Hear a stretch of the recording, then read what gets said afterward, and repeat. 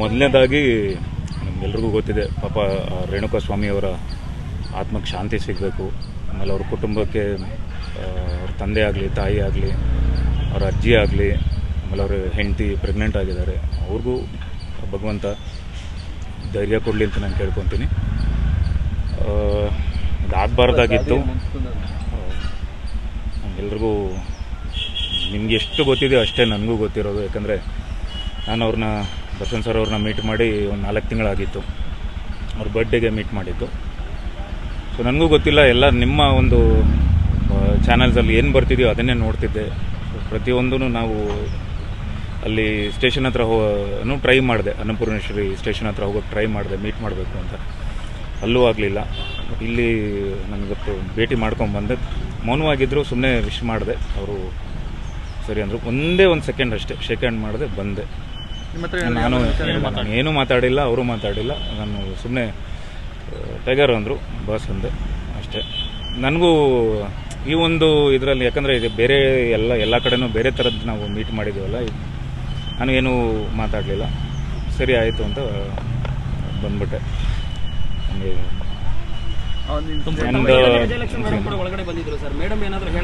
ಇಲ್ಲ, ನಾನು ನೋಡಲಿಲ್ಲ. ನಾನು ಸಪ್ರೇಟ್ ರೂಮಲ್ಲಿ ಕೂರಿಸಿದ್ರು.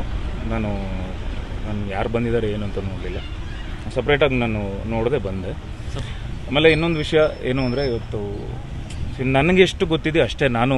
ಯಾಕಂದರೆ ನನಗೆ ಎಲ್ಲರೂ ಲಾಸ್ಟ್ ಟೈಮಿಂದ ನಾನು ನೋಡ್ತಿದ್ದೀನಿ, ಬಂದಿಲ್ಲ ವಿನೋದ್ ಪ್ರಭಾಕರ್, ಎಲ್ಲೂ ಮಾತಾಡಿಲ್ಲ, ಹೇಳಿಕೆ ಕೊಟ್ಟಿಲ್ಲ, ಎಲ್ಲೂ ಪೋಸ್ಟ್ ಹಾಕಿಲ್ಲ ಅಂತೆಲ್ಲ ಹೇಳಿದ್ರಲ್ಲ.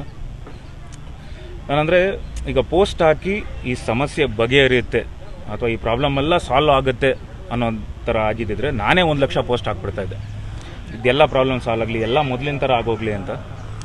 ಇದು ಭಾಳ ಗಂಭೀರವಾಗಿದೆ. ಸೊ ಹಾಗಾಗಿ ಪೊಲೀಸ್ ತನಿಖೆ ನಡೀತಿದೆ. ಸೊ ಅವ್ರಿಗೂ ಯಾವುದೂ ತೊಂದರೆ ಆಗಬಾರ್ದು. ನಮ್ಗೆ ಎಷ್ಟು ಗೊತ್ತಿದೆ ಅಷ್ಟೇ ನಾವು ಹೇಳಬೇಕು ಅಂತಿದ್ದೆ. ನಾನು ಯಾವುದೇ ಪೋಸ್ಟ್ ಹಾಕಿದ್ರೂ ದರ್ಶನ್ ಸರ್ ಅವ್ರನ್ನ ಕೇಳಿಕೊಂಡು ಅವ್ರ ಮಾಹಿತಿಗೆ ಬಂದಿರುತ್ತೆ. ಯಾವುದೇ ಪೋಸ್ಟ್ ಹಾಕಿದ್ರು, ವಿಶ್ ಮಾಡಿದ್ರು. ಈ ಸಲ ನಾನು ಏನು ಮಾತಾಡಲಿ, ನನಗೆ ಏನು ಕ್ಲಾರಿಟಿನೇ ಗೊತ್ತಿರಲಿಲ್ಲ. ಸೊ ಅದಕ್ಕೆ ನಾನು ಅವ್ರನ್ನ ಮೀಟ್ ಮಾಡೋವರೆಗೂ ನಾನು ಮಾತಾಡಬಾರ್ದು ಅಂತಲೇ ಇದ್ದೆ. ಒಂದು ಸಮಸ್ಯೆಯಿಂದ ಎಲ್ರಿಗೂ ಒಂದು ನ್ಯಾಯ ಸಿಗಬೇಕು. ಯಾಕಂದರೆ ಕಾನೂನಿಗಿಂತ ಯಾರೂ ದೊಡ್ಡವರಲ್ಲ. ಖಂಡಿತ ಎಲ್ರಿಗೂ ಒಳ್ಳೆಯದಾಗತ್ತೆ. ಯಾಕಂದರೆ ನನಗೆ ಅಪಾರವಾದ ದೇವ್ರ ಮೇಲೆ ಭಕ್ತಿ ಇದೆ, ನಂಬಿಕೆ ಇದೆ. ಸೊ ನಾನು ದೇವರಲ್ಲಿ ಬೇಡ್ಕೊಂಬಂದೆ, ಇವತ್ತೂ ಬೇಡ್ಕೊಂಬಂದೆ. ಇನ್ನು ಇಚ್ಛೆಂತೆ ಆಗಲಿ, ಆದರೆ ಮೀಟ್ ಮಾಡ್ತೀನಿ ಸಾಧ್ಯ ಆದರೆ. ಇಲ್ಲ, ನಾನು ಪ್ರಯತ್ನ ಪಡ್ತೀನಿ ಅಂತಲೇ ಬೇಡ್ಕೊಂಬಂದೆ. ಸರ್, ದರ್ಶನ್ ಅವ್ರ ಜೊತೆ ತುಂಬ ಆತ್ಮೀಯರಾಗಿದ್ರಿ ನೀವು. ಈ ವಿಚಾರ ಕೊಲೆ ಕೇಸ್ ಅಂತ ವಿಚಾರ ಗೊತ್ತಾದಾಗ ಏನು ಅನ್ನಿಸ್ತು ನಿಮಗೆ ಆ ಸಂದರ್ಭ? ಸರ್, ಎಲ್ಲರಿಗೂ ಈಗ ನಾನು ಹೇಳ್ತೀನಲ್ಲ, ಡಿಸೆಂಬರ್ ಅಂತೀನಿ, ಫೆಬ್ರವರಿ 16 ಅವ್ರ ಬರ್ಡೇ ಆದಮೇಲೆ ಇನ್ನೊಂದು ಪಾರ್ಟಿಲೆಲ್ಲೋ ಮೀಟ್ ಮಾಡೋದು ಅಷ್ಟೇ. ಫೆಬ್ರವರಿ ನಾನು ನನ್ನ ಕೆಲಸದಲ್ಲಿ ತೊಡಗಿಸ್ಕೊಂಡಿದ್ದೆ. ಮಾದೇವ ಆಗಲಿ ಅಥವಾ ಲಂಕಾಸುರ, ಅದು ನಂದು ಒಂದಿಷ್ಟು ಎಲ್ಲ ಇದೆ, ನನ್ನದೆಲ್ಲ ಕೆಲಸಗಳಿದೆ. ಸೊ ನಾನು ಮೀಟೇ ಮಾಡಿರಲಿಲ್ಲ, ತುಂಬ ದಿನ ಆಯಿತು. ಈ 4 ತಿಂಗಳೇನೋ ಆಯಿತು. ನಾನು ನಮ್ಮ ಕೆಳಗಡೆ ಮನೆಯವರು ಲತಾ ಮೇಡಮ್ ಅಂತೇಳಿ ನಮ್ಮ ಮನೆಯವ್ರಿಗೆ ಕಾಲ್ ಮಾಡಿದ್ರು, ನೋಡಿ ಒಂದು ನಿಮಿಷ ಟಿ ವಿ ನೋಡಿ ಅಂತ. ನಾನು ಯಾವಾಗ ನ್ಯೂಸ್ ನೋಡಿದ್ಮೇಲೆ ನನಗೆಲ್ಲ ಗೊತ್ತಾಗ್ತಿದೆ ಏನಿದು. ಅದು ಜೂನ್ 10. ಅವತ್ತು ಅಂದರೆ ಯಾವತ್ತು ಇದಾಯ್ತಲ್ಲ, ಅವತ್ತೇ ನಾನು ಐ ವಾಸ್ ವೆರಿ ಶಾಕ್. ನನಗೇನಿದು ಯಾಕಂದರೆ ನನ್ನ ಮಾಹಿತಿನೇ ಇರಲಿಲ್ಲ, ಏನು ಮಾತಾಡೋದು. ಆಮೇಲೆ ನನಗೆ ಇವತ್ತು ಎಷ್ಟು ಅಭಿಮಾನಿಗಳಿಗಾಗಲಿ, ಇಡೀ ಕರ್ನಾಟಕಕ್ಕೆ ಎಷ್ಟು ಜನ ಆ ಕಡೆ, ಆ ಫ್ಯಾಮಿಲಿ, ರೇಣುಕಾ ಸ್ವಾಮಿ ಅವ್ರ ಫ್ಯಾಮಿಲಿ ಆ ಕಡೆ ಒಂದು, ಈಗ ನೀವೇ ಹೇಳ್ದಂಗೆ ಎಲ್ಲ ಕಡೆ ಕಣ್ಣೀರಲ್ಲಿ ಕೈ ತೊಳಿತಾ ಇದ್ದಾರೆ ಅಂತ ಆ ಫ್ಯಾಮಿಲಿ ಆ ಥರ. ಆಮೇಲೆ ಈ ಕಡೆ ದರ್ಶನ್ ಅವ್ರ ಫ್ಯಾಮಿಲಿ ಅಂದರೆ ಎಲ್ಲ ಅಭಿಮಾನಿಗಳು. ಅದೇ ನಮಗೂ ಅಷ್ಟೇ ಬೇಜಾರಿದೆ, ಅಂದರೆ ಡಬಲ್ ಬೇಜಾರಿದೆ ನನಗೂ. ಇನ್ನೂ ಎಲ್ಲ ಏನು ಕ್ಲಾರಿಟಿ ಸಿಗೋವರೆಗೂ ಇನ್ನೂ, ಯಾಕಂದರೆ ತನಿಖೆ ನಡೀತಿದೆ, ನಾವು ಏನು ಹೆಚ್ಚಾಗಿ ಮಾತಾಡೋಕ್ಕೂ ಆಗ್ತಿಲ್ಲ. ಸರ್, ಈ ಹಿಂದೆ ನೀವು ಮಾತನಾಡ್ತಾ ಇರಬೇಕಾದ್ರೆ ದರ್ಶನ್ ಅವರ ಬಗ್ಗೆ ನಿಮಗೆ ಹೆಂಗಿರ್ತಿತ್ತು? ಇವತ್ತು ಆ ಒಂದು ಎಕ್ಸ್ಪ್ರೆಷನ್ಸ್ ಹೇಗಿರ್ತಿತ್ತು?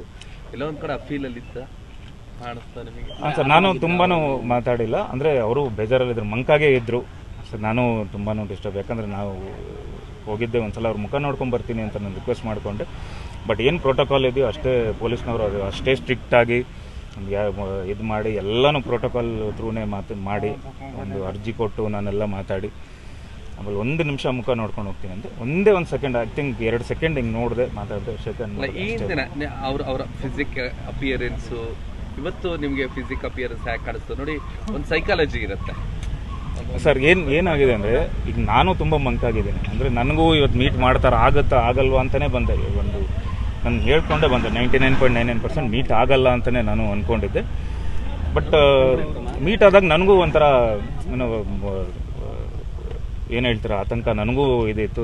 ಜಸ್ಟ್ ಒಂದು ಸಲ ಫೇಸ್ ನೋಡಿದೆ, ವಿಶ್ ಮಾಡಿದೆ, ಅಷ್ಟೇ ಬಂದೆ ಸರ್. ಧನ್ಯವಾದಗಳು. ಆ್ಯಂಡ್ ಎಲ್ರಿಗೂ ಒಳ್ಳೇದಾಗಲಿ, ಭಗವಂತ ಎಲ್ರಿಗೂ ಒಳ್ಳೇದು ಮಾಡಲಿ. ಯಾವಾಗಲೂ ನಮ್ಮ ತಂದೆನೂ ಅದೊಂದೇ ಯಾವಾಗಲೂ ಹೇಳ್ತಿದ್ರು,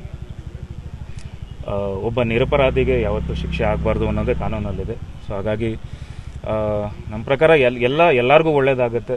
ಇದೊಂದು ಏನು ನಡೀತಿದೆ, ತನಿಖೆ ನಡೀತಿದೆ, ಅಪರಾಧ ಮಾಡಿದ್ರೆ ಅದು ಶಿಕ್ಷೆ ಆಗುತ್ತೆ, ಇಲ್ಲಾಂದರೆ ಇಲ್ಲ. ಬಟ್ ಎಲ್ರಿಗೂ ಒಳ್ಳೇದಾಗಲಿ, ಆದಷ್ಟು ಬೇಗ ಭಗವಂತ ಎಲ್ರಿಗೂ ಒಳ್ಳೇದು ಮಾಡಲಿ ಅಂತ ನಾನು ಕೇಳ್ಕೊತೀನಿ. ಜೈ ಕರ್ನಾಟಕ. ಧನ್ಯವಾದ.